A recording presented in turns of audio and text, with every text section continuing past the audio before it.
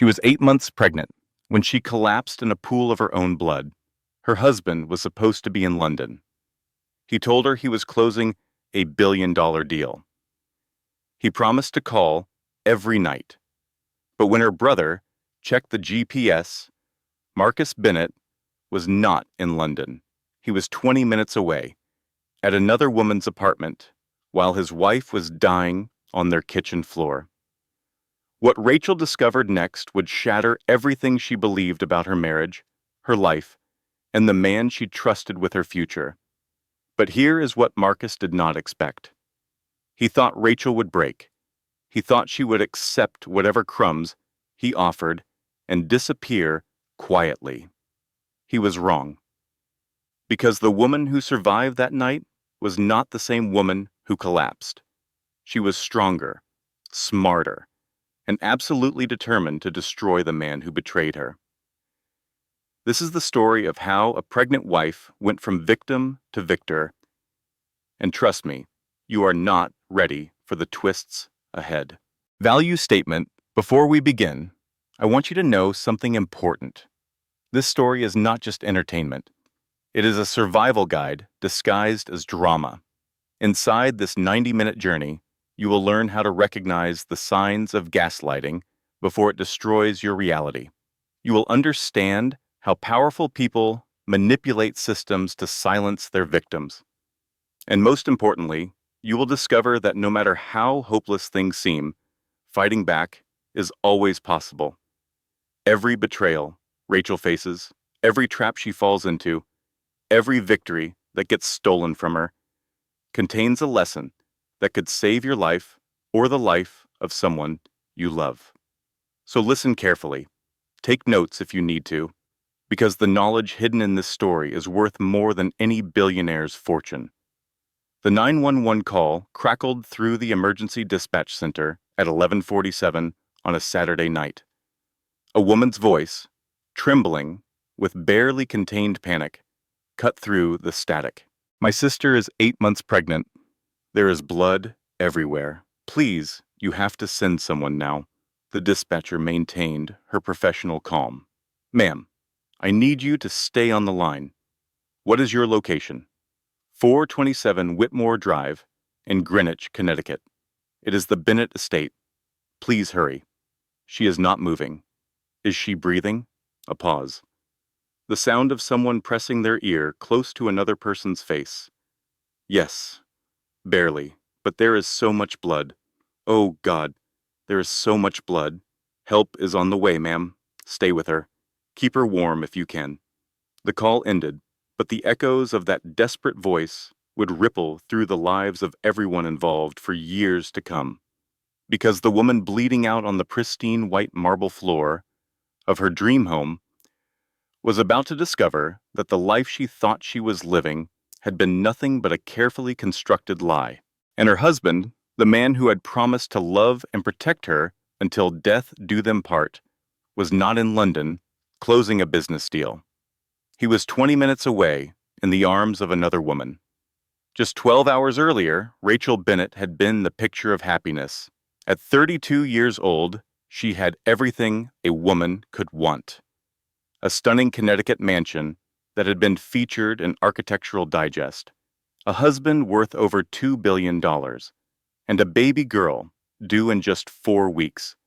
The nursery already painted in soft shades of pink and cream. Tiny clothes, folded and waiting in drawers, that cost more than the car Rachel used to drive. Used to drive because Marcus had insisted she get something safer for the baby.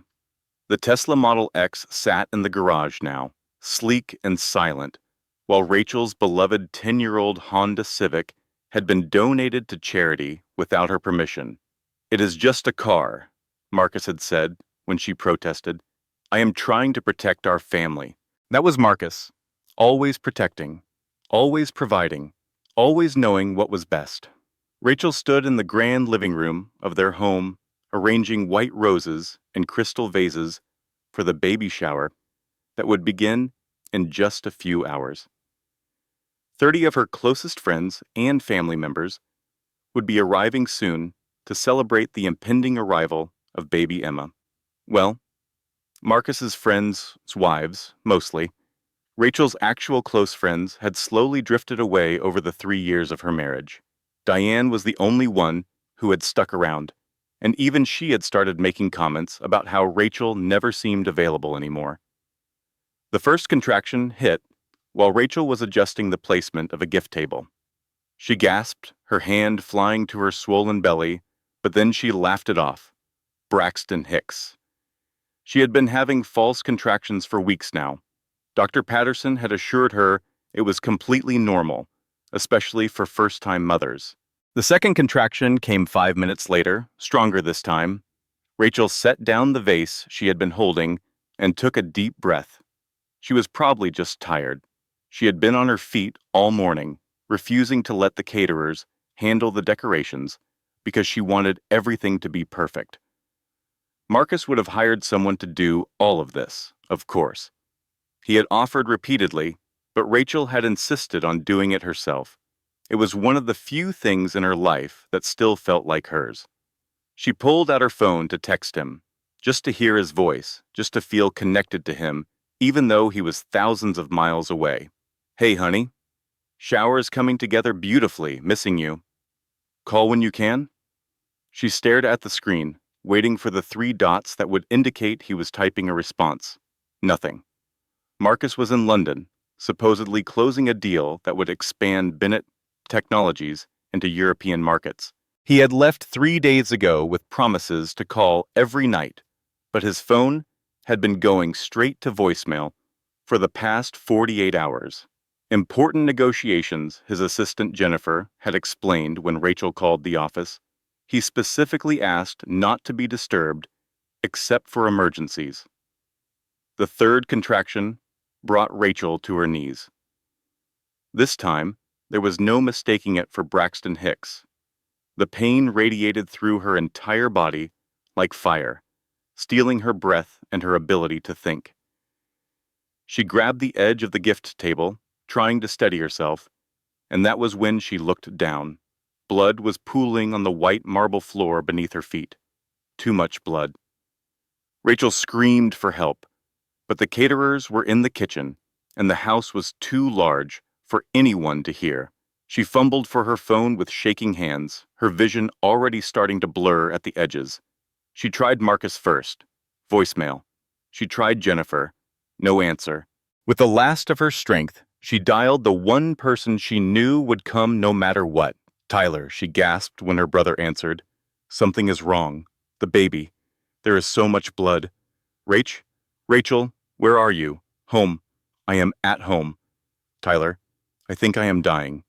The phone slipped from her fingers as another wave of agony crashed through her body. She heard her brother's voice, tiny and distant, screaming her name as everything went black. Tyler Morrison broke every speed limit between Queens and Greenwich. He was a construction worker, not a billionaire. He drove a pickup truck with rust spots and a passenger door that stuck in cold weather.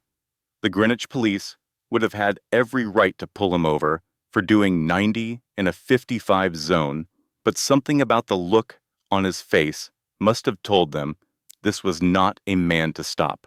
Tyler had never liked Marcus Bennett. From the moment his sister had brought the tech billionaire home to meet their mother, something about the man had felt off. Too smooth, too polished, too perfect. But Rachel had been so happy, so in love, so convinced that she had finally found her fairy tale ending, and Tyler had kept his mouth shut because that was what good brothers did. They supported their sister's choices, even when those choices made their skin crawl. He used the emergency key Rachel had given him years ago, back when she still lived in a normal apartment in Brooklyn, back before Marcus had swept her away to his glass castle in Connecticut.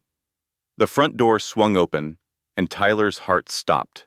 Rachel lay crumpled on the marble floor, surrounded by a spreading pool of crimson. Her face was the color of paper. Her breathing was so shallow he could barely see her chest moving. "Rach!" Tyler dropped to his knees beside her, his hands hovering uselessly over her body. He did not know where to apply pressure, did not know how to stop the bleeding, did not know anything except that his baby sister was dying in front of him. The paramedics arrived 7 minutes later, though it felt like 7 hours. They worked with efficient precision, loading Rachel onto a stretcher, shouting medical terminology that Tyler did not understand. Someone asked him about Rachel's medical history. Someone else asked about allergies. A third person asked where her husband was. That question hit Tyler like a physical blow. Where was Marcus? As the ambulance screamed toward Greenwich Hospital, Tyler tried Marcus's phone again. Voicemail. He tried Jennifer. Voicemail. He tried the main Bennett Technologies switchboard and got a recording saying the offices were closed for the weekend. His sister was bleeding out in an ambulance, and her billionaire husband was completely unreachable. Something was very, very wrong. Doctor. Patricia Williams had been a surgeon for 23 years, and she had learned long ago to deliver bad news with compassion, but without false hope. She found Tyler in the waiting room, still wearing sawdust-covered work clothes, his hands still stained with his sister's blood. "Mr. Morrison," she said, sitting down beside him, "I am Dr. Williams. I have been treating your sister."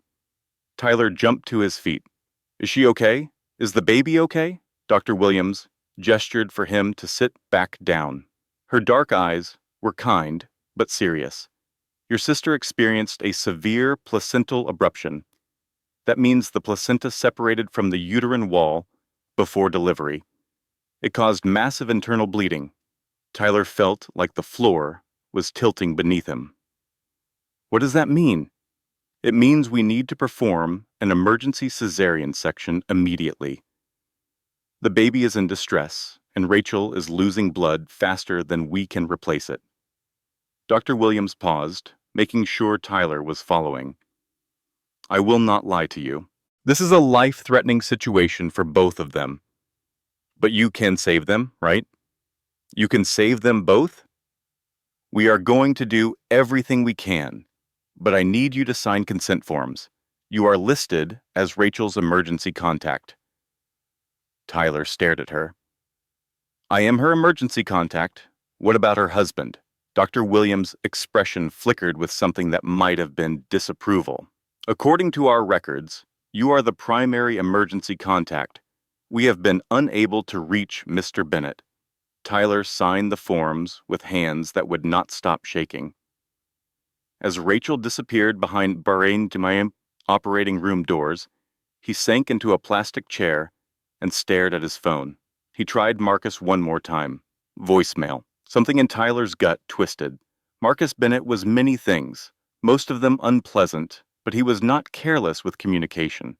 His entire fortune had been built on being available to investors and board members around the clock. The idea that he would be completely unreachable during a genuine family emergency felt impossible, unless he was not where he claimed to be.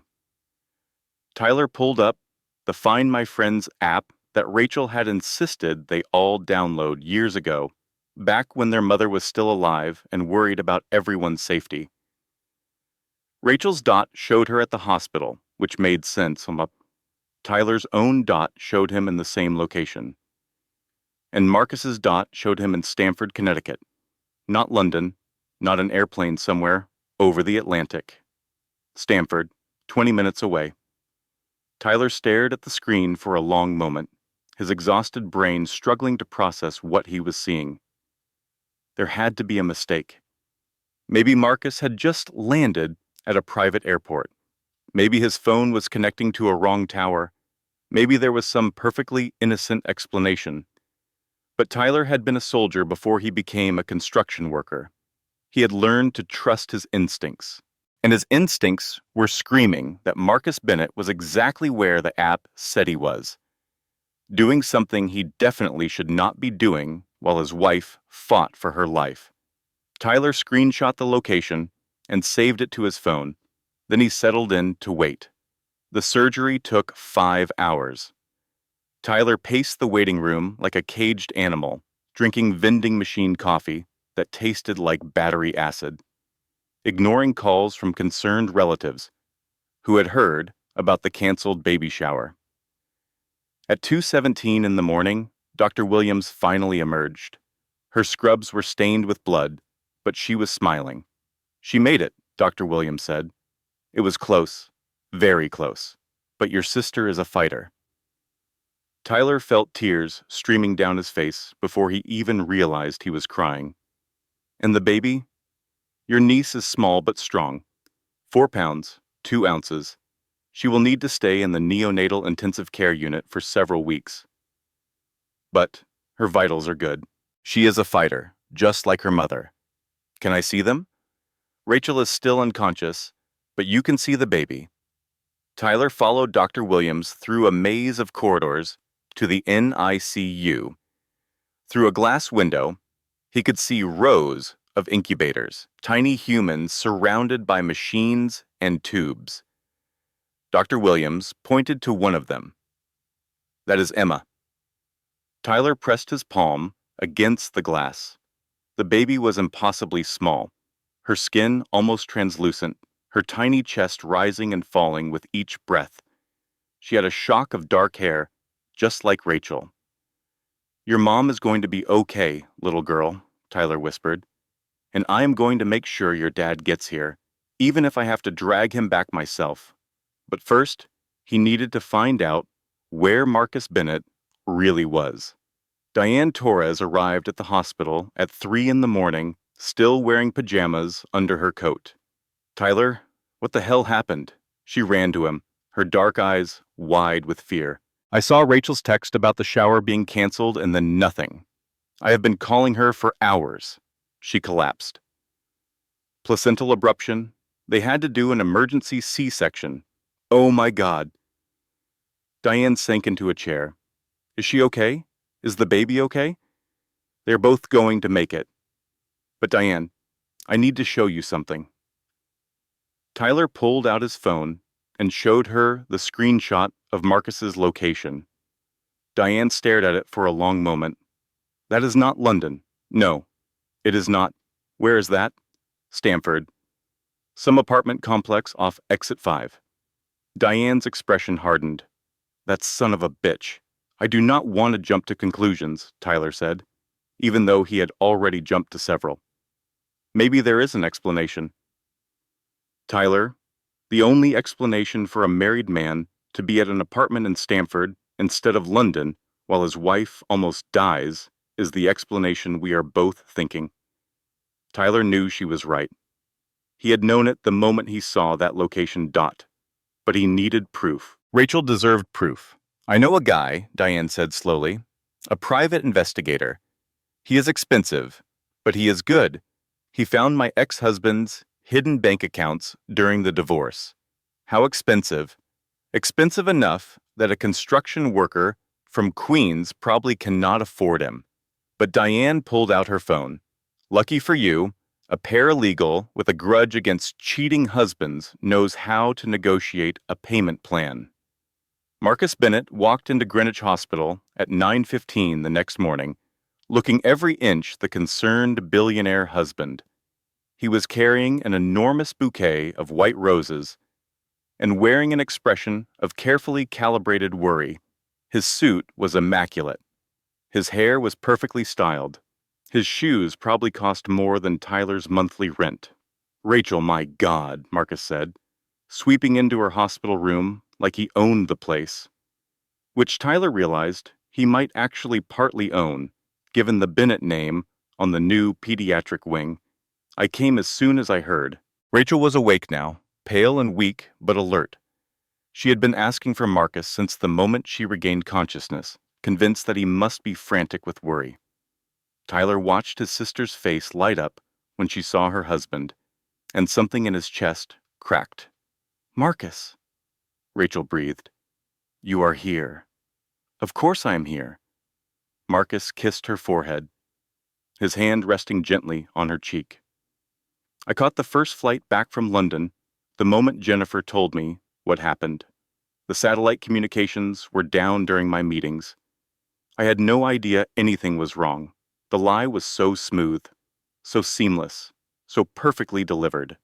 If Tyler had not seen the location data with his own eyes, he might have believed it. "Have you seen Emma?" Rachel asked. "Not yet. I wanted to see you first. How are you feeling?" Tyler slipped out of the room. He could not stand to watch Marcus perform the role of devoted husband for another second. In the hallway, his phone buzzed with a text from Diane. "My guy can meet us tomorrow. He says he can find out exactly where Marcus was and who he was with. But, Tyler, are you sure you want to do this? Once Rachel knows, there is no going back." Tyler looked through the window at his sister, smiling weakly at the man who had abandoned her while she nearly died. He typed his response with steady fingers. "Do it. She deserves to know the truth."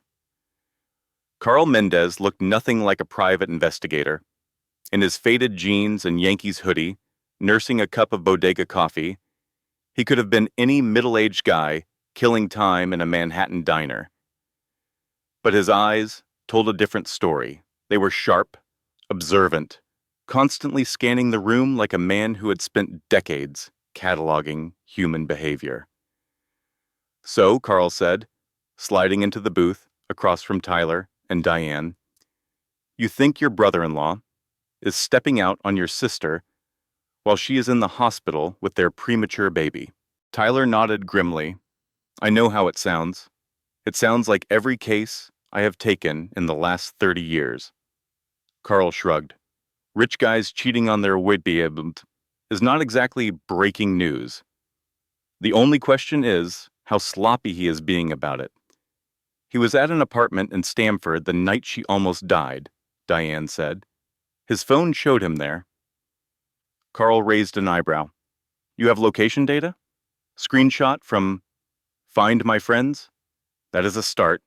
Carl pulled out a worn notebook. "Tell me everything you know about the husband.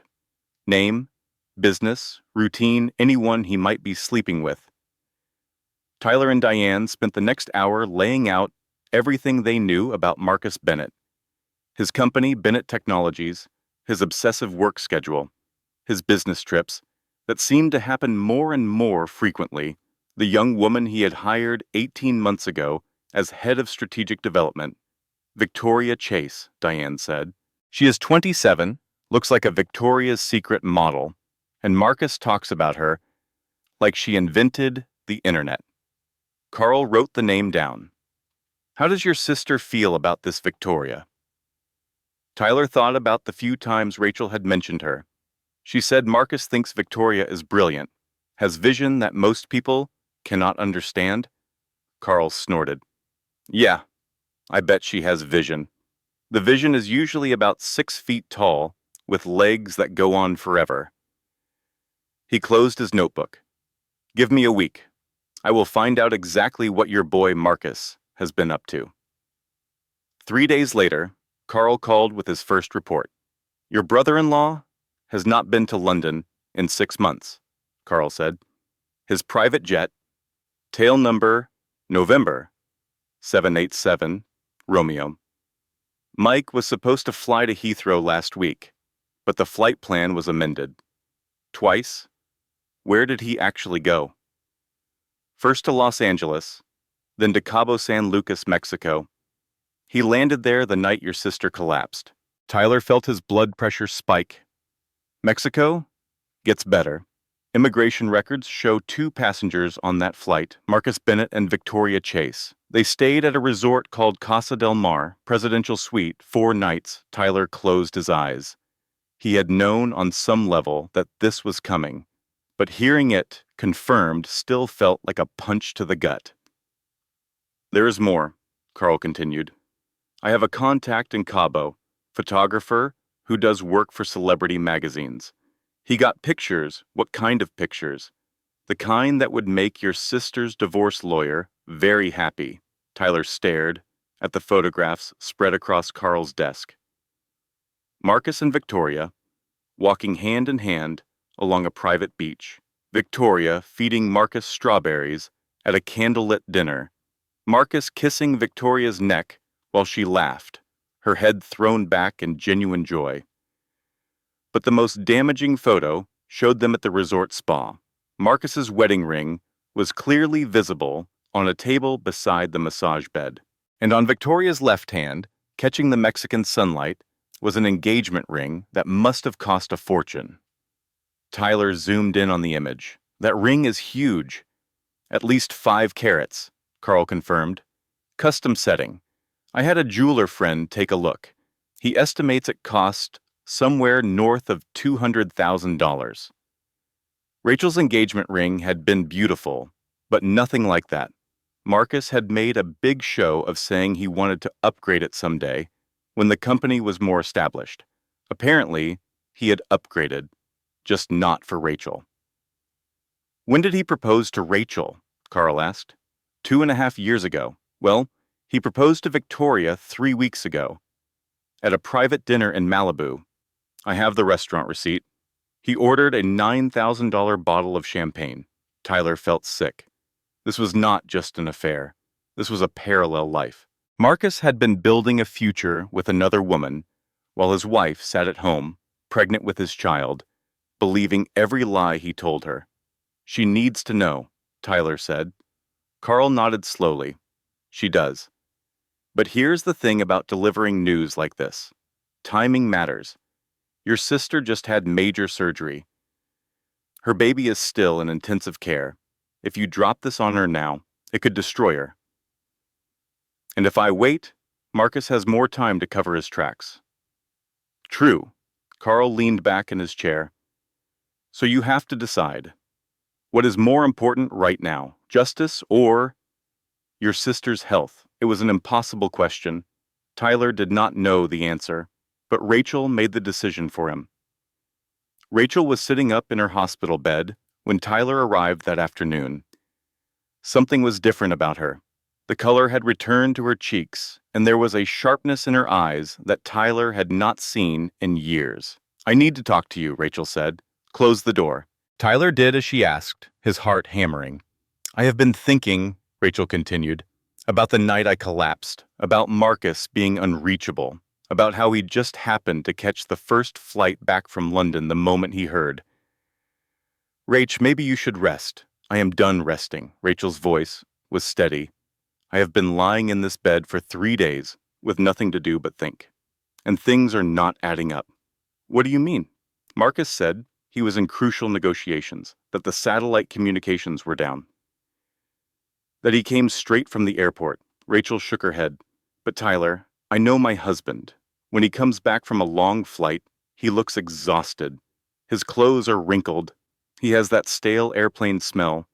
And when he showed up here, he looked perfect.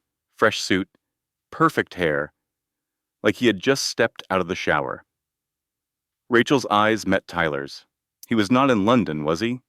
Tyler hesitated for only a moment.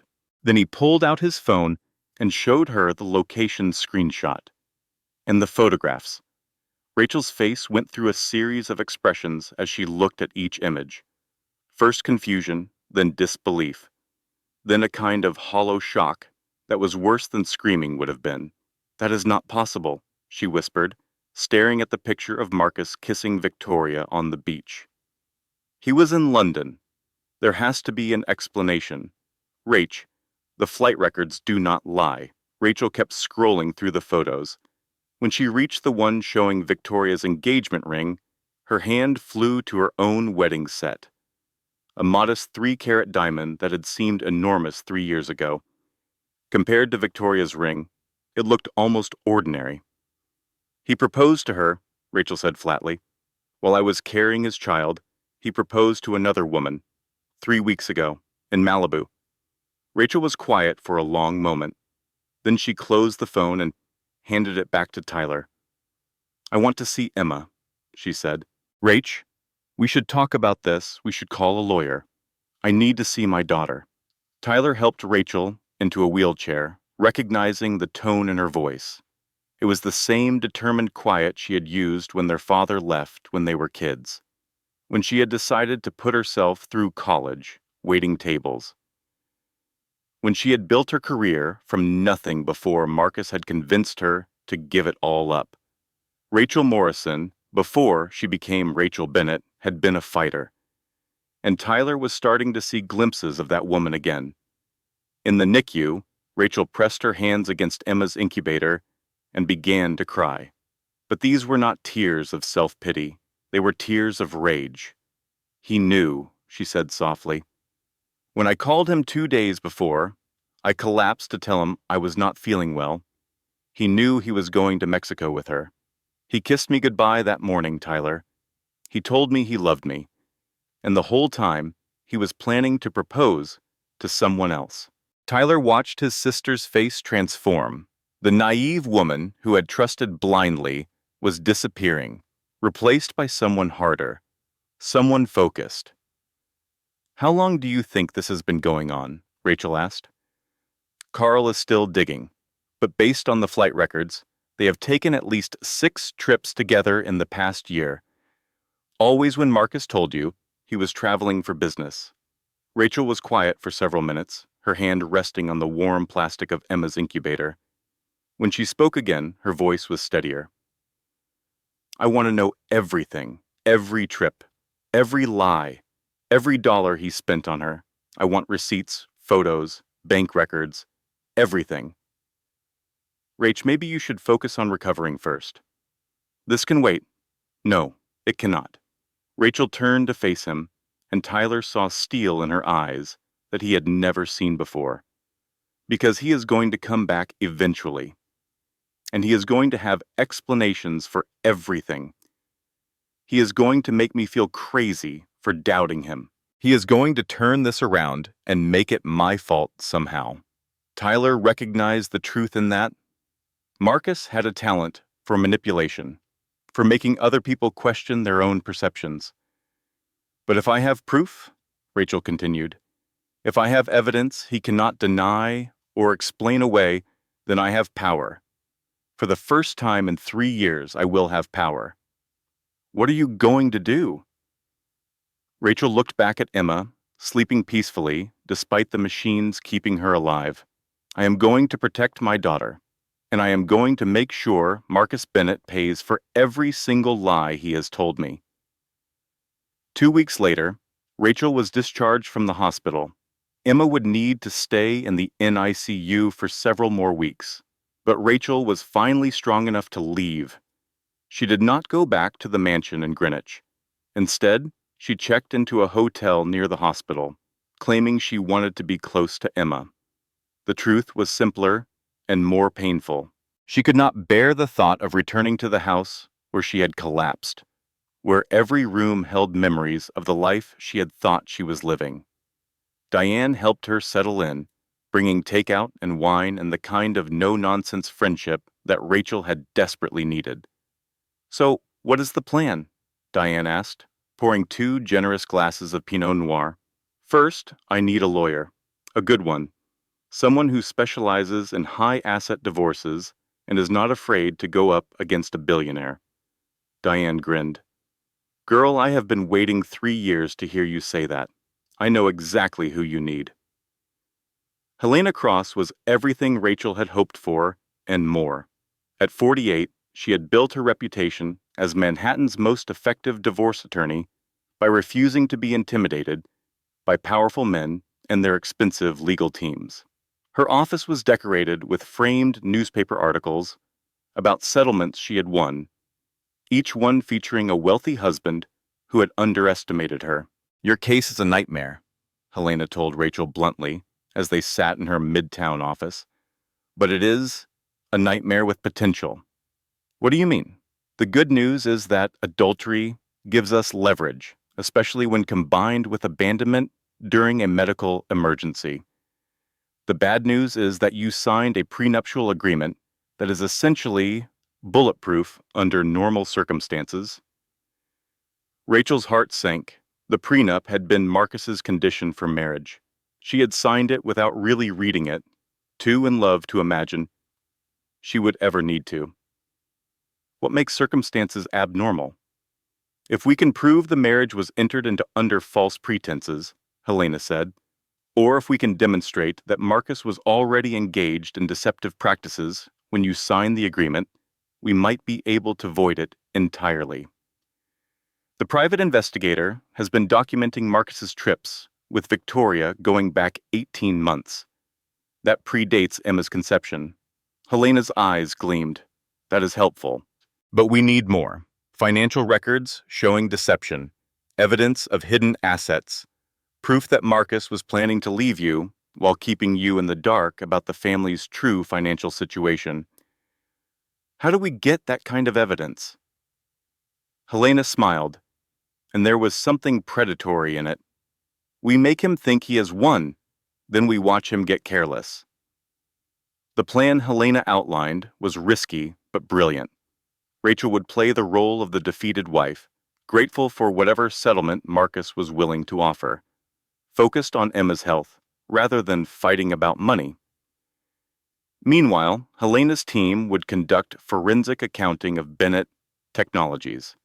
Carl would continue investigating Victoria's background, and Rachel would gather every piece of evidence she could from inside the marriage.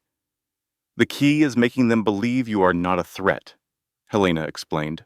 Rich men, like Marcus, assume women like you will accept whatever they are given, rather than fight and risk ending up with nothing.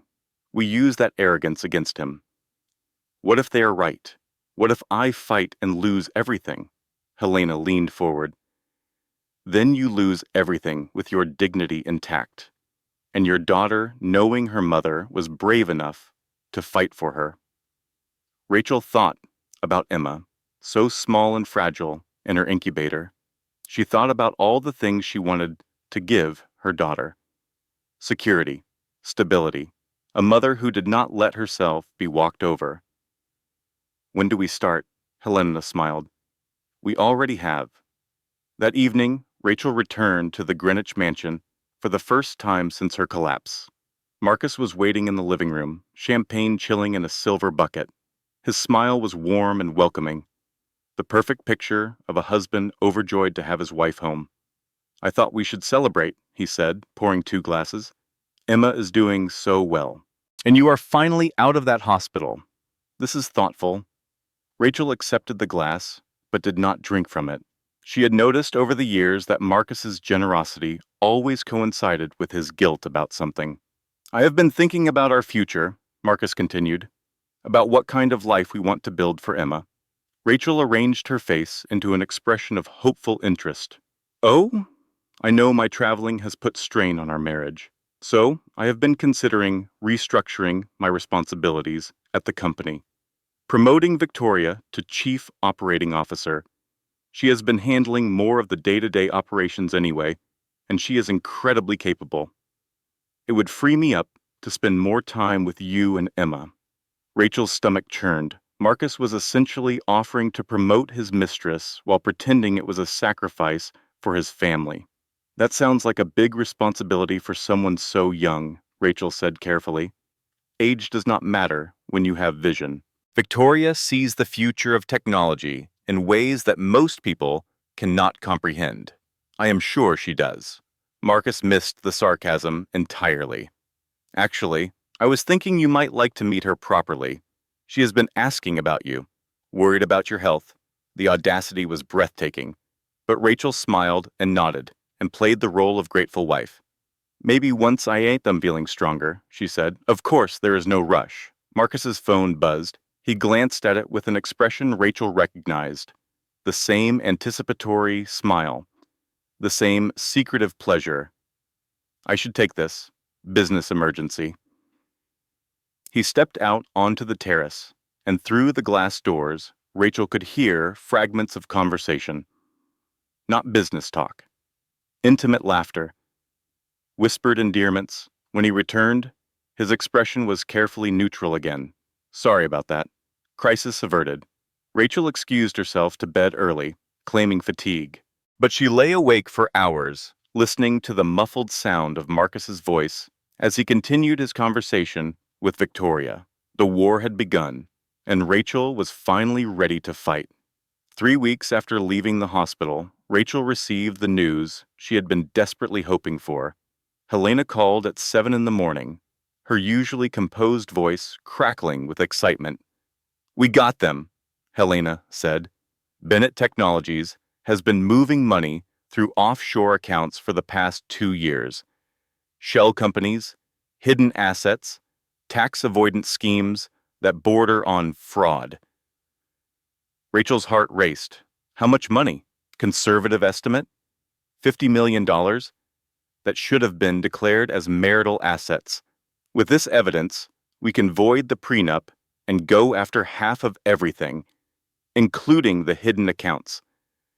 So I can protect Emma's future? More than that.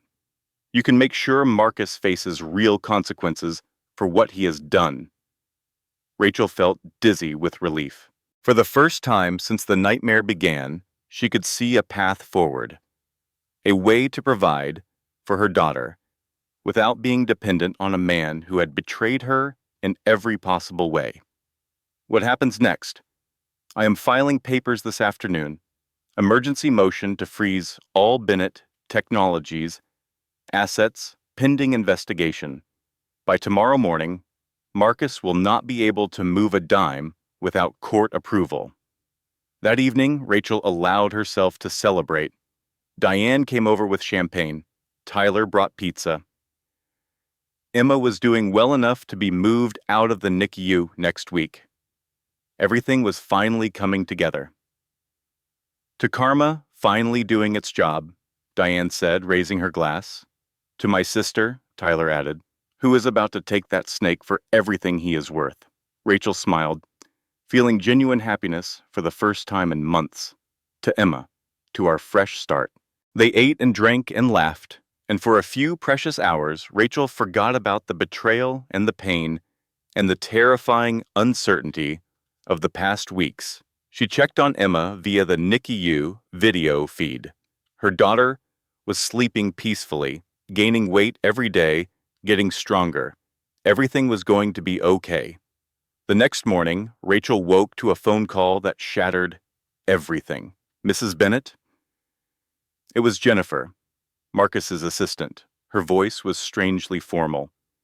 Mr. Bennett needs you to come to the house immediately. There are some papers that require your signature. What kind of papers? I am not at liberty to say, but it is urgent. Rachel felt a chill despite the warm hotel room. Something was wrong. Marcus never needed her to sign anything urgently. He had accountants and lawyers who handled all of that. I will be there in an hour, she said. She called Helena on the way to Greenwich, but the call went straight to voicemail. She called Diane. Voicemail. Tyler. Voicemail. By the time she pulled up to the mansion, Rachel's hands were shaking. Marcus was waiting in the formal living room. He was not alone. A woman Rachel did not recognize sat beside him on the white leather sofa. She was older, elegant, with the kind of polished appearance that came from a lifetime of expensive lawyers and even more expensive threats. And standing behind them was a man in a police uniform. Rachel, Marcus said, his voice dripping with false concern. Please sit down. We need to talk. What is going on? Who are these people? This is Margaret Ellis, Marcus said. She is a court-appointed supervisor. Supervisor for what? Marcus sighed heavily.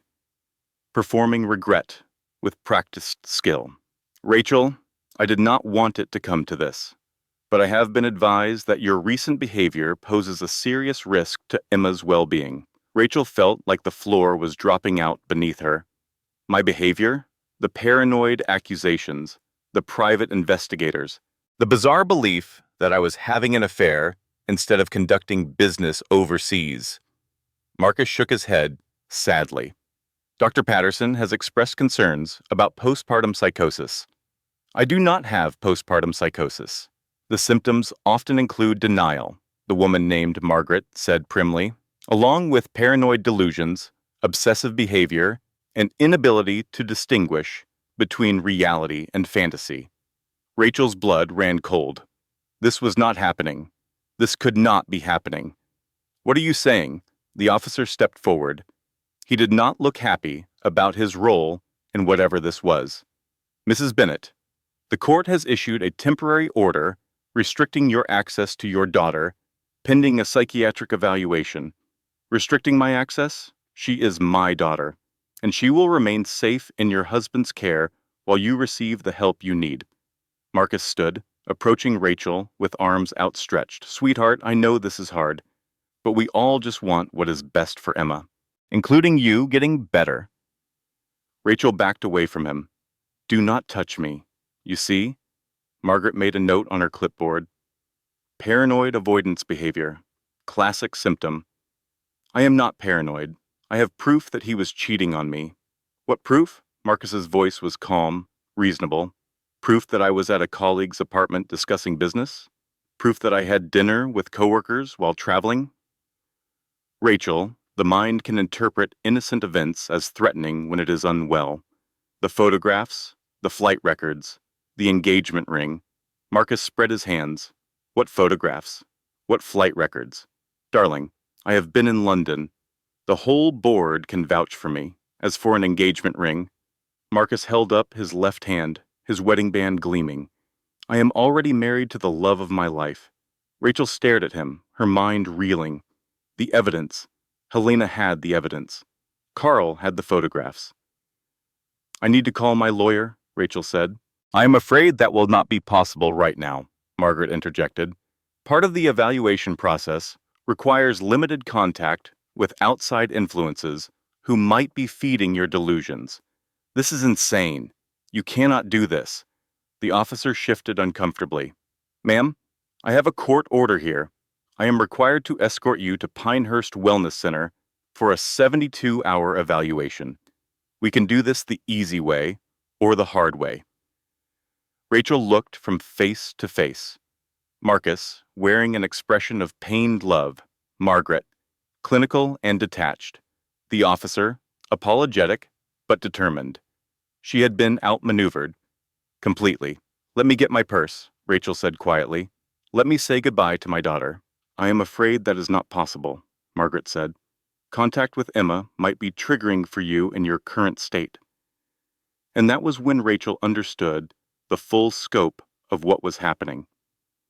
Marcus was not just trying to win a divorce. He was trying to have her declared mentally incompetent, take full custody of Emma, erase Rachel from her daughter's life entirely. And she had walked right into his trap. The Pinehurst Wellness Center was a psychiatric facility that catered to wealthy families who wanted their problems handled discreetly. The building was beautiful. Manicured grounds, private rooms that looked more like hotel suites than hospital wards, staff who spoke in soothing voices and smiled constantly, but it was still a cage. Rachel spent the first 24 hours in a state of shock. They took her phone, they took her clothes, replacing them with soft gray sweats. They took her jewelry, including her wedding ring. A psychiatrist named Dr. Morris interviewed her on the second day. Mrs. Bennett, he said gently, can you tell me why you think you are here? Because my husband is trying to steal my daughter and my lawyer apparently sold me out. Dr. Morris made a note. Your husband says you have been experiencing paranoid thoughts, believing he was having an affair when he was actually conducting business overseas. I have photographs. Do you? Dr. Morris's voice was kind but skeptical. Do you have these photographs with you? Can you show them to me? Rachel's throat tightened. No, they took my phone. I see. And these photographs, what did they show? My husband in Mexico with another woman, a woman he has been having an affair with for over a year. Dr. Morris nodded slowly. Mrs. Bennett, I have spoken with your husband. He has provided flight records showing he was in London during the dates you mentioned. He has provided statements from colleagues who were in meetings with him. He has provided evidence that the woman you believe to be his mistress was actually in Singapore during the same period. That is impossible. Is it?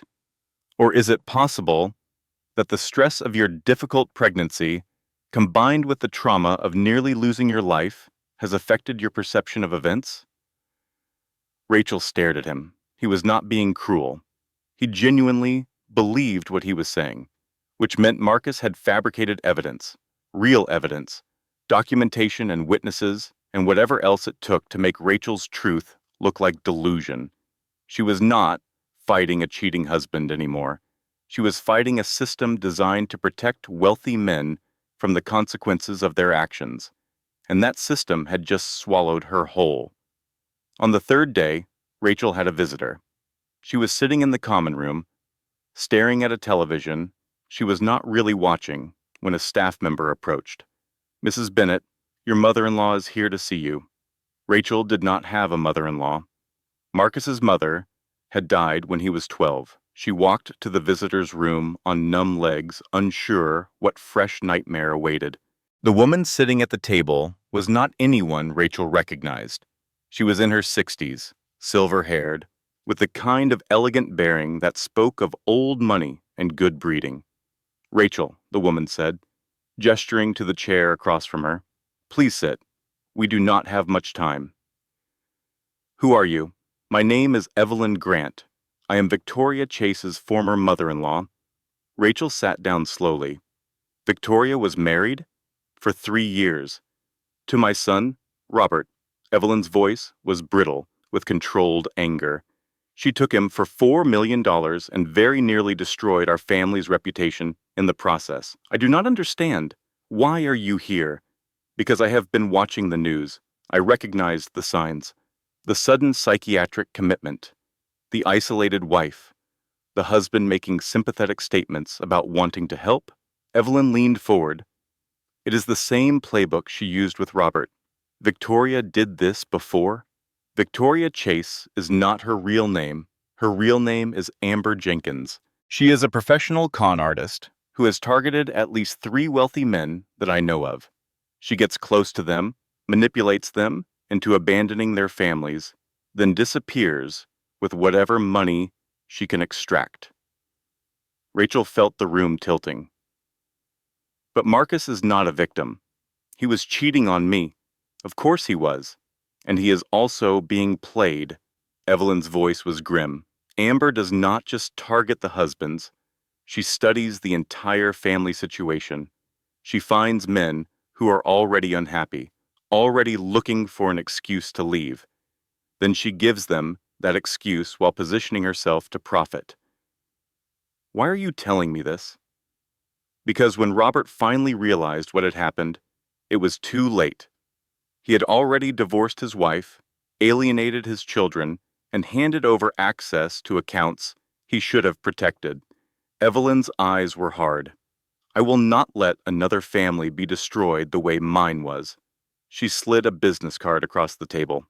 "This is a lawyer, a real one, not one who can be bought by your husband's money. Call him the moment you get out of here." "And Rachel," Evelyn stood, "do not let them convince you that you are crazy. The most dangerous thing about gaslighting is how effective it is." Rachel was released from Pinehurst after the mandatory 72-hour hold. The evaluation concluded that while she was experiencing significant stress, there was no evidence of psychosis or any condition that would prevent her from caring for her daughter. But when she arrived at Greenwich Hospital to see Emma, security stopped her at the NICU entrance. "I am sorry, Mrs. Bennett." The guard looked uncomfortable. "Your visitation has been restricted pending a court review." "Restricted? That is my daughter." "I understand, ma'am, but there is a court order. Supervised visits only. Once a week. 1 hour." Through the glass doors, Rachel could see the NICU. And there, standing beside Emma's incubator, was Marcus. He was holding their daughter, smiling down at her, playing the role of devoted father for whatever audience might be watching. Rachel pounded on the glass, screaming his name. Security escorted her out of the building. Diane was waiting outside, tears streaming down her face.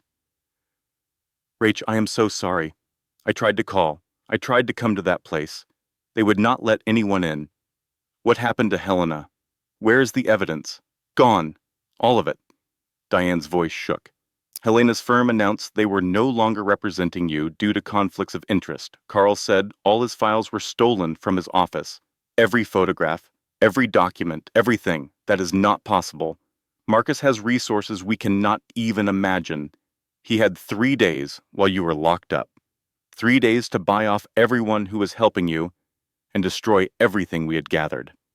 Rachel sank onto a bench outside the hospital, her legs unable to support her anymore. She had no lawyer, no evidence, no money, and worst of all, no access to her daughter. Marcus had won. "What am I going to do?" Rachel whispered. Diane sat down beside her and took her hand. "You are going to fight," Diane said firmly. "I do not know how yet, but you are the strongest person I know, and you are not going to let that man take your daughter." But first, Rachel needed somewhere to stay. Her accounts had been frozen. The mansion was off limits. Every credit card she tried was declined. She was a billionaire's wife, and she could not afford a hotel room. "You are staying with me," Diane said. "My couch is not much, but it is yours for as long as you need it." That night, lying on Diane's threadbare sofa, in her tiny Queens apartment, Rachel stared at the ceiling and tried to figure out how her life had fallen apart so completely. She had $47 in her wallet, a daughter she could not see, a husband who had convinced the world she was crazy, and absolutely nothing left to lose, which she was about to discover made her more dangerous than Marcus could possibly imagine. Rachel spent the next 2 weeks in a fog of despair. She pumped breast milk she was not allowed to give her daughter. She applied for jobs that would not hire her because her name now appeared in news articles about rich people's messy divorces. She called lawyer after lawyer, but none of them would take her case once they heard she was going up against Marcus Bennett. The system was designed to crush people like her, and it was doing its job efficiently. Then, on a gray Tuesday morning, everything changed. Diane was at work.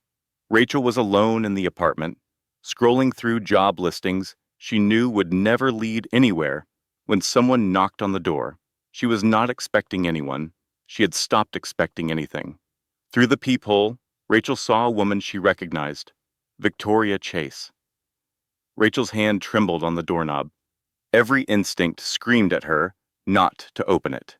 This was the woman who had destroyed her marriage. The woman who was probably living in Rachel's house right now, sleeping in Rachel's bed, playing mother to Rachel's daughter. But curiosity won. Rachel opened the door. Victoria looked different from the photographs Carl had shown her. Thinner, paler, dark circles under her eyes that no amount of expensive concealer could hide. She looked like a woman who had not slept in weeks. "I need to talk to you," Victoria said. "Can I come in? Why would I let you into my home?" "Because I can help you get Emma back." Rachel stared at her for a long moment. Then she stepped aside. Victoria sat on Diane's couch, her hands wrapped around a glass of water she was not drinking. "My real name is Amber Jenkins," she said. "I am a con artist. I have been running this particular scheme for 8 years." Rachel's jaw tightened. "You destroy families for money. I target men who are already going to destroy their families. I just accelerate the process and make sure I benefit from it." Amber's voice was flat, emotionless. "It is not a defense, just an explanation. Why are you here? Because Marcus is not like the others." "What do you mean?" Amber finally looked up. "The men I targeted before were weak, vain, easily manipulated. They cheated because it made them feel powerful. They left their wives because they wanted younger models. They were pathetic, but they were not dangerous. And Marcus? Marcus is a monster." Amber's voice cracked. "I thought I was playing him, but he has been playing me the entire time." Rachel felt something shift in her chest. Not sympathy exactly, but recognition. She knew what it felt like to think you were in control and then realize you were just another piece on someone else's board. "What did he do?" "He put his hands around my throat last week," Amber said quietly. "Told me that if I ever tried to leave, he would destroy me the same way he destroyed you." And I believed him. "Because I have seen what he can do." "Why would he threaten you?" "I thought you were getting married." Amber laughed bitterly. There was never going to be a wedding. Marcus does not want a partner. He wants possessions. I was useful while he was getting rid of you. Now that you are out of the picture, I am just another liability. Rachel processed this information slowly.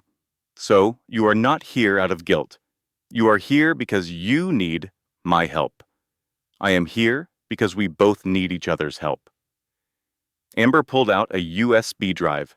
I have been recording every conversation Marcus and I have had for the past 6 months. Insurance in case things went bad. And Rachel, they have gone very, very bad. What is on that drive? Everything. Marcus admitting he fabricated your psychiatric records. Marcus and his mother planning how to frame you for fraud. Marcus discussing how to keep Emma away from you permanently. Amber placed the drive on the coffee table between them. It is enough to destroy him. If we use it right. Rachel listened to the recordings with her heart pounding so hard she thought it might burst. Marcus's voice, cold and calculating, discussing Rachel like she was a problem to be managed rather than a person he had once loved. The postpartum psychosis angle is perfect, Marcus said on one recording. No one questions a mother's mental health after a traumatic birth. We just need a couple of doctors willing to sign off. And Rachel becomes the crazy ex-wife who cannot be trusted with her own child.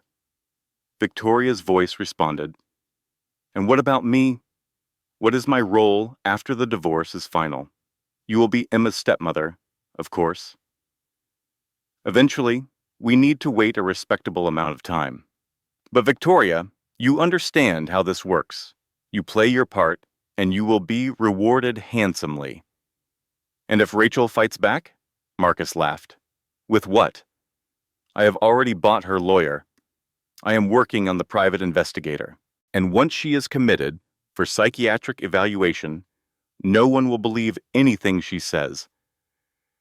The recording went on for hours.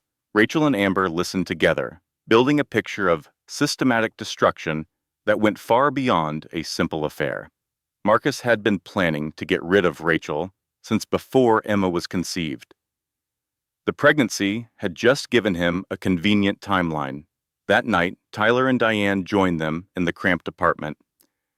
"So, let me get this straight," Tyler said, pacing the small living room. "The woman who helped destroy my sister's life is now our best ally?" "She is our only ally," Rachel said. "And she has evidence that could actually win this thing." "Evidence obtained how?" Diane crossed her arms. "By secretly recording conversations?" "That might not even be admissible in court." "It does not need to be admissible," Amber said. "It just needs to be public." Marcus's entire empire is built on his reputation. Brilliant young tech CEO, devoted family man, philanthropist. If those recordings get out, his investors will flee. His board will turn on him. Everything he has built will crumble. You want to go to the press? "I want to give Marcus a choice," Rachel said. "The same choice he gave me. Surrender everything, or watch your world burn." Diane shook her head. "Rachel, this is dangerous. You are talking about blackmailing a billionaire." "I am talking about fighting fire with fire." Rachel's voice was steady. "Marcus used his money and his power to crush me, to take my daughter, to make me look crazy. Well, now I have something he cannot buy. The truth." Tyler studied his sister's face for a long moment. Then he nodded. "What do you need from us?" "I need you to help me set up a meeting with Marcus. Alone." "That is insane," Diane protested. "He could have you arrested. He could have you committed again." "He could," Rachel agreed. "But he will not. Because I am going to make him an offer he cannot refuse." The meeting was arranged for Friday evening at a restaurant in Greenwich. Neutral ground, public enough to prevent any violence, but private enough for a serious conversation. Rachel arrived first. She ordered water and waited. Marcus walked in at exactly 7 o'clock. He was wearing a charcoal suit that probably cost more than most people's cars. His smile was confident, almost amused. "Rachel," he said, sliding into the seat across from her, "I was surprised you wanted to meet. My lawyers advised against it. I am sure they did. They think you are unstable, that this meeting could be some kind of trap. Rachel smiled. They are half right. Marcus's expression flickered. What does that mean? It means I have spent the past month learning how to play your game. And Marcus, I have gotten very good at it. She pulled out her phone and played a 30-second clip of one of Amber's recordings. Marcus's voice filled the space between them. The postpartum psychosis angle is perfect. No one questions a mother's mental health after a traumatic birth.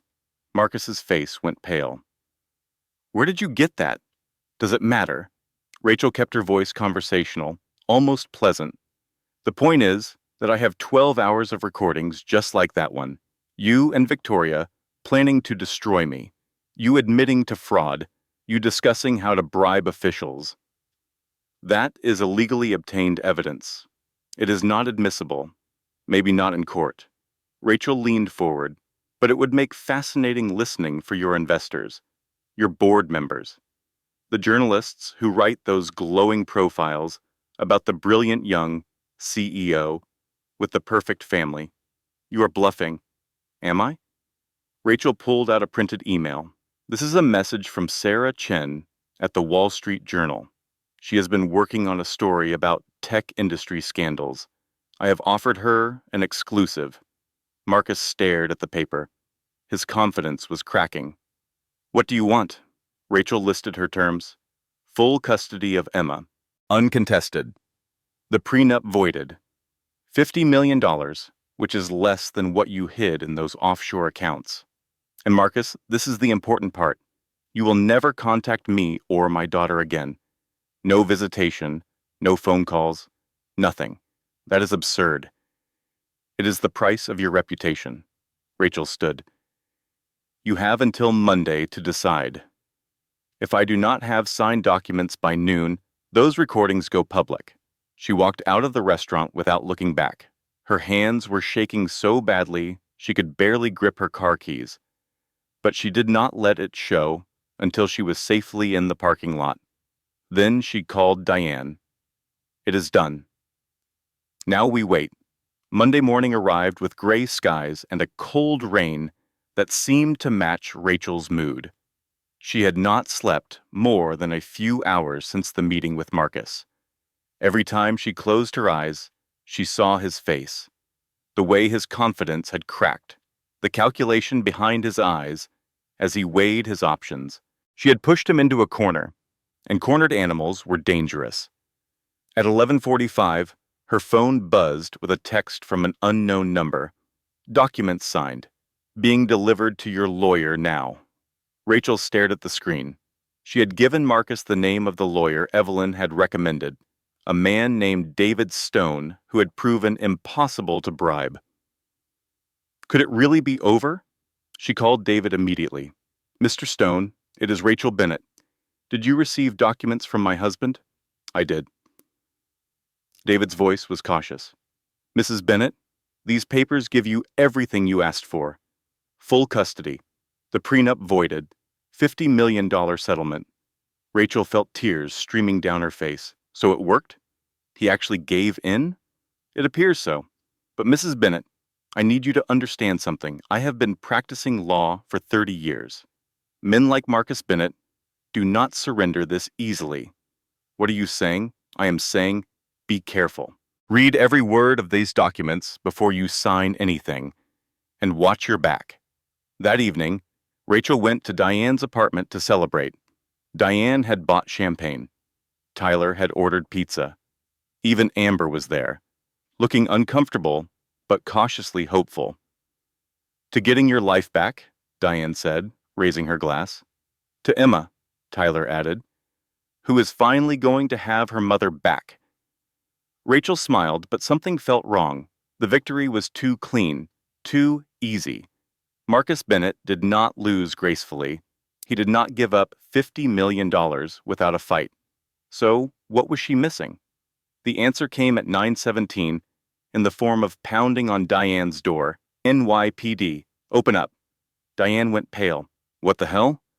Tyler moved to the door, blocking it with his body. Do you have a warrant? We do. Open the door, or we break it down. They opened the door. 3 officers entered, followed by a detective who looked like he had seen too many cases like this one. Rachel Morrison Bennett? The detective held up a badge. You are under arrest for wire fraud and extortion. Rachel's world tilted. What? We have evidence that you attempted to blackmail Marcus Bennett using illegally obtained recordings, and that you conspired with Amber Jenkins to defraud Bennett Technologies of company funds. That is insane. I have not defrauded anyone. Tell it to the judge. The detective nodded to the officers. Cuff her. As the cold metal closed around her wrists, Rachel looked at Amber. Amber was not moving, was not protesting, was not doing anything except staring at the floor with an expression Rachel could not read. You, Rachel breathed. You set me up. Amber finally looked up. Her eyes were wet. I am sorry, Rachel. He threatened my family, my mother, my sister. I did not have a choice. The recordings? Real, but edited. He cut out the parts that made him look bad and added context that makes you look like the criminal. Rachel felt the last of her hope crumbling. She had trusted Amber, had believed they were allies, had thought she finally had the upper hand. But Marcus had been 3 steps ahead the entire time. The officers led her out of the apartment. Diane was screaming at the detective. Tyler was demanding to call a lawyer, but their voices faded as Rachel was pushed into the back of a police car. Through the window, she caught one last glimpse of Amber standing in the doorway. The woman mouthed 2 words before the car pulled away. I am sorry. The holding cell at the Manhattan Detention Center was cold and gray and smelled like despair. Rachel sat on a metal bench, her head in her hands, trying to understand how everything had gone so wrong. She had been so close. The signed documents, the custody agreement, her daughter. And now she was facing federal charges that could put her in prison for years. At 2 a.m, a guard appeared at her cell. Bennett, you have a visitor. Rachel followed the guard to a visiting room, expecting to see David Stone or maybe Diane. The woman waiting for her was neither. She was in her 60s, silver-haired, elegant despite the late hour, and harsh, fluorescent lighting. Mrs. Bennett, the woman said. My name is Margaret Bennett. I am Marcus's mother. Rachel froze. Marcus told me his mother was dead. He tells everyone that. It is easier than explaining why she refuses to speak to him. Margaret gestured to the chair across from her. Please, sit. We do not have much time. Why are you here? Because my son has become a monster, and I refuse to let him destroy another innocent woman. Rachel sat down slowly, her mind reeling. Another woman? Marcus's first wife, Margaret said. Elizabeth. She died in a car accident 8 years ago. At least, that is the official story. What is the unofficial story? Elizabeth tried to leave him. She had evidence of affairs, financial crimes, abuse. She was going to take their son and disappear. Margaret's voice was heavy with old grief. She died 2 weeks before the divorce was finalized. Single car accident on a rain-slicked road. No witnesses. You think Marcus killed her? I think my son is capable of anything when it comes to protecting his empire. And Rachel, she leaned forward, I think you are in more danger than you realize. I am already in jail facing federal charges. Those charges will disappear, Margaret said. That is not Marcus's endgame.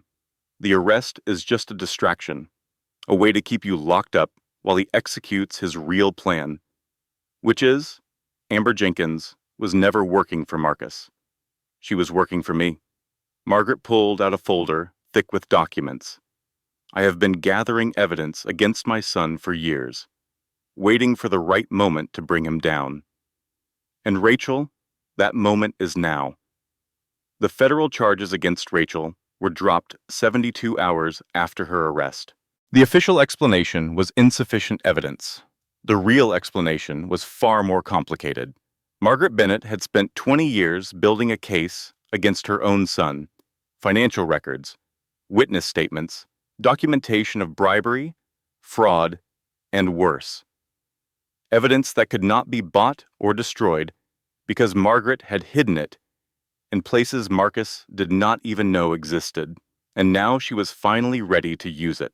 "I do not understand," Rachel said, sitting in David Stone's office with Margaret, Tyler, and Diane. "Why now?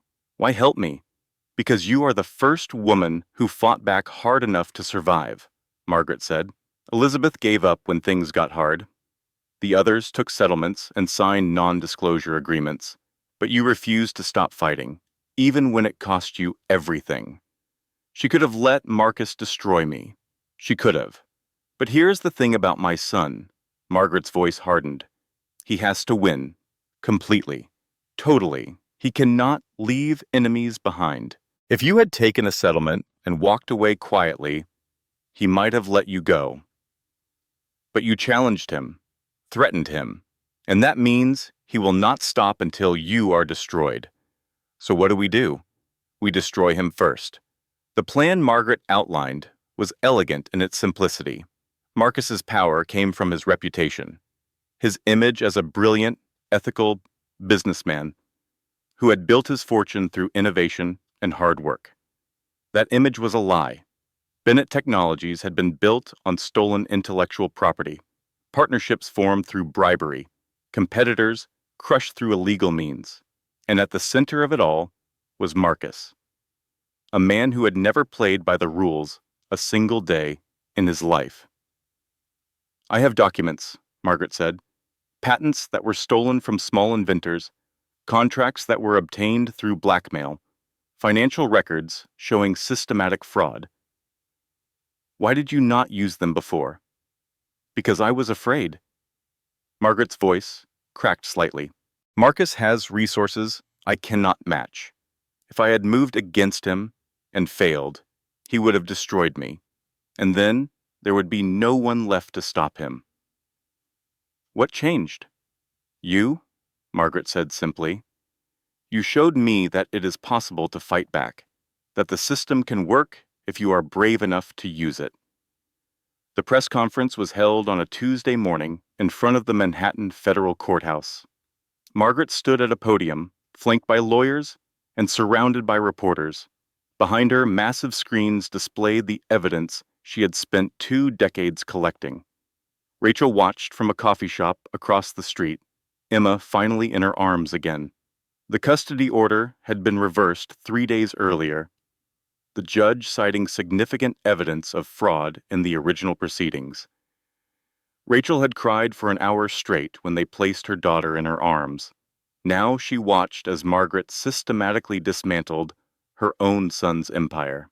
"My son Marcus Bennett has spent 20 years building a facade of respectability," Margaret said, her voice steady. "That facade ends today." The documents scrolled across the screens. Stolen patents, forged contracts, bribery payments to government officials, evidence of fraud so comprehensive that no lawyer in the world could make it disappear. "I am also announcing," Margaret continued, "that I am turning over evidence to federal prosecutors regarding the death of Elizabeth Bennett, my former daughter-in-law. Evidence that suggests her death was not an accident." The reporters erupted with questions. Cameras flashed. And somewhere in Greenwich, Marcus Bennett was watching his world collapse. Marcus was arrested that afternoon at JFK Airport, trying to board a private jet to a country without an extradition treaty. The footage of him being led away in handcuffs played on every news channel for days. The brilliant tech CEO, the devoted family man, the philanthropist, reduced to just another criminal trying to flee justice. Rachel watched the coverage from Diane's apartment, Emma sleeping peacefully in her arms. "How do you feel?" Tyler asked. Rachel thought about the question. She had expected to feel triumphant, vindicated, gleeful at watching her tormentor fall. Instead, she felt empty, tired, and strangely sad. "I feel like I want this to be over," she said finally. I want to stop thinking about Marcus Bennett every minute of every day. I want to build a life that has nothing to do with him. So do that, Diane said. Take the settlement, take your daughter, and go build something beautiful. The divorce was finalized 6 weeks later. Rachel received full custody of Emma, the prenup voided due to fraud, and a settlement of $120 million. It was more money than she could spend in 10 lifetimes. But more importantly, she received her freedom. On a sunny morning in April, Rachel loaded the last box into a moving truck outside Diane's apartment. She was moving to Vermont, a farmhouse with a big yard where Emma could play, a small town where no one would know or care that she had once been married to a billionaire. You sure about this? Tyler asked. You could stay in the city, be close to family. Rachel smiled. I need a fresh start, a place where Rachel Bennett does not exist, just Rachel Morrison and her daughter.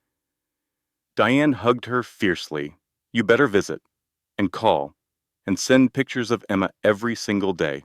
I promise. Rachel got into the car, Emma secure in her car seat, and drove away from the city that had nearly destroyed her. In the rearview mirror, Manhattan's skyline grew smaller and smaller until it finally disappeared. Ahead of her was a road she had never traveled, leading to a future she could not predict.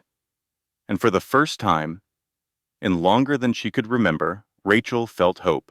1 year later, Rachel Morrison stood on the porch of her Vermont farmhouse and watched the sun set over the mountains. Emma was 2 now, toddling through the grass on sturdy legs, chasing fireflies that blinked like tiny stars. Her laughter rang out across the yard, pure and joyful, untouched by the darkness that had surrounded her first months of life. Rachel had kept her promise to Diane. She called every week, sent photos every day, and twice a year she drove back to New York so Emma could know her aunt and uncle. But Vermont was home now. She taught English part-time at the local high school. The students knew her as Mrs. Morrison, the teacher who always had time to listen, who believed in second chances, who seemed to understand what it felt like to have the world turn against you. They did not know about the billionaire, the betrayal, the fight for survival. They just knew she was kind. Tyler visited every few months, driving up from New York, with Diane squeezed into his truck's passenger seat. You know, Diane said, watching Emma play, you could have stayed rich in the city, had nannies and housekeepers, and never worked another day in your life. Rachel shook her head. That was never the life I wanted. I just got distracted for a while. She had donated most of her settlement to charity, enough to live comfortably, to ensure Emma would never want for anything, but not enough to change who she was. The Rachel who clipped coupons, who drove a practical car, who valued hard work over luxury. That Rachel was back now, stronger than before. That evening, after Tyler and Diane had gone to bed in the guest room, Rachel sat on the porch with a glass of wine and a baby monitor. The night was quiet. Stars blanketed the sky in a way they never did in the city. Somewhere in the distance, an owl called. Her phone buzzed with an email. From Margaret Bennett. Subject, update. Rachel, I wanted you to know that Marcus's trial concluded yesterday. Guilty on all counts. The judge sentenced him to 25 years with no possibility of parole. I testified against my own son. It was the hardest thing I've ever done, but it was also the right thing. Elizabeth deserves justice. You deserve justice. And the world deserves to know what kind of man Marcus really was. I hope you and Emma are thriving. I hope you have found the peace that eluded you for so long. You are stronger than you know, Rachel. Never forget that. With respect and admiration, Margaret, Rachel read the email twice. Then she deleted it. Marcus Bennett was part of her past now.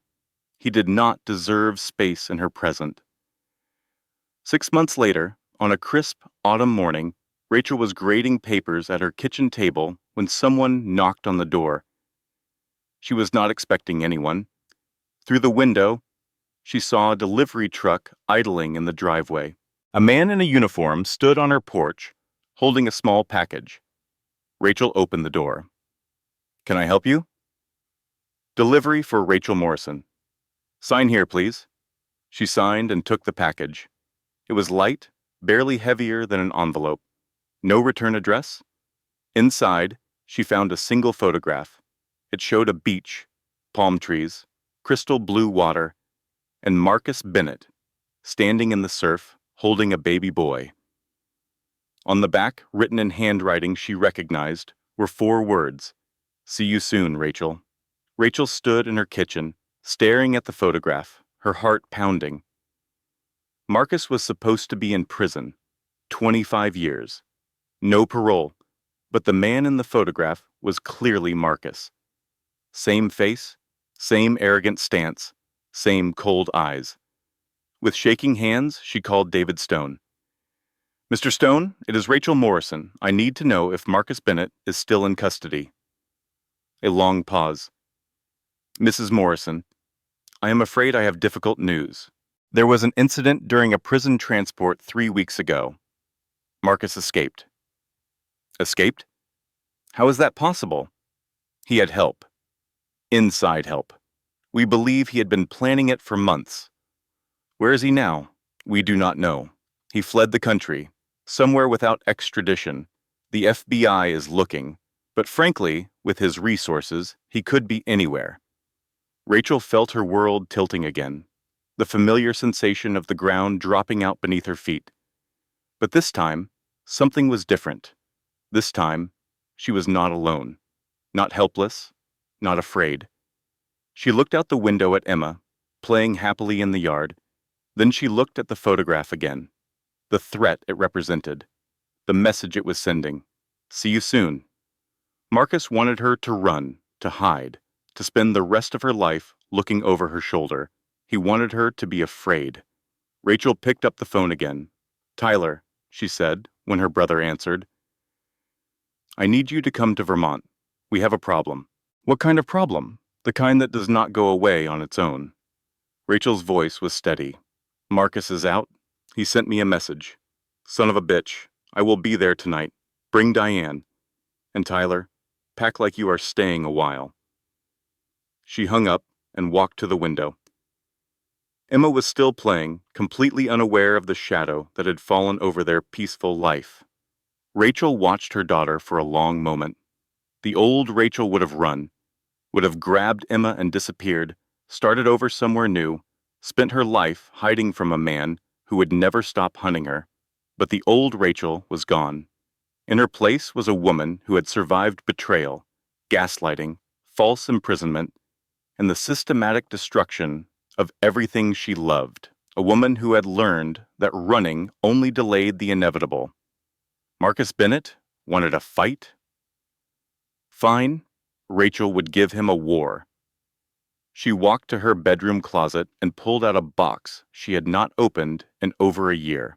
Inside were files, documents, evidence that Margaret had given her as insurance, evidence of other crimes Marcus had committed, other victims he had destroyed, other secrets he had buried, enough to make sure that even if he evaded justice, his empire would never recover, enough to turn every person he had ever wronged into an ally against him. Rachel carried the box to her kitchen table and began to organize its contents. The fairy tale was over. It had been over the moment she collapsed on that marble floor, surrounded by blood, believing her husband loved her. But the real story was just beginning. And this time, Rachel would write the ending. The sun set over the Vermont mountains, painting the sky in shades of gold and crimson. Inside the farmhouse, Emma played contentedly while Rachel made phone calls. To lawyers, to journalists, to other women Marcus had wronged over the years. Building an army, building a plan. building something strong enough to protect her daughter forever. Because that was what mothers did. They fought, they survived, and they never ever gave up. Rachel looked at her daughter one more time, memorizing the way the fading light caught her dark hair, the way her laugh sounded like music, the way her small hands reached for the fireflies dancing just out of reach. "I will protect you," Rachel whispered, "no matter what it takes." Then she turned back to her work. The war for their future was just beginning, and Rachel Morrison was ready. Rachel's story proves something that powerful people never want you to believe. The truth cannot be bought. It cannot be buried forever, and it cannot be silenced by money, lawyers, or fake psychiatric evaluations. But her victory was not just personal. Every woman who has ever been made to feel crazy for trusting her own eyes needed to hear this story. Every mother who has fought to protect her child against impossible odds needed to know that winning is possible. Every person who has been crushed by someone with more power and more resources needed proof that the system can work if you refuse to give up. Rachel did not just save herself. She created a roadmap for survival. Now here is where you come in.